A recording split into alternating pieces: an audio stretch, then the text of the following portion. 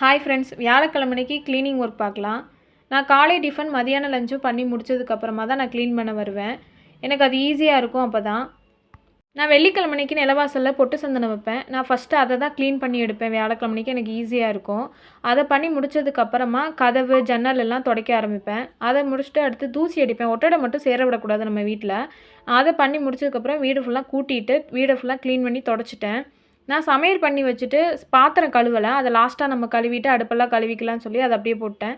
பாத்திரம் கழுவி முடிச்சதுக்கப்புறமா அடுப்பு நான் டெய்லி நைட்டு நான் வந்து க்ளீன் பண்ணிட்டு தான் படுப்பேன். எனக்கு அதனால் அழுக்கு அவ்வளோவா சேராதுங்க. அடுப்பு எப்போவுமே நான் நீட்டாக க்ளீனாக வச்சுருக்கனால எனக்கு கிச்சனில் மட்டும் அவ்வளோவா அழுக்கு பிடிக்காது. இந்த மாதிரி தாங்க வியாழக்கிழமை டே எனக்கு போகும். இதை ஃபுல்லாக க்ளீன் பண்ணி எல்லா ஒர்க்கும் முடிச்சுட்டு சாமி விளக்கு நான் நைட்டு தான் கழுவுவேன். கழுவி வச்சுட்டு காலையில் சாமி மட்டும் கரெக்டாக இருக்குன்னு சொல்லிவிட்டு நைட்டு தான் நான் கழுவிக்குவேன்.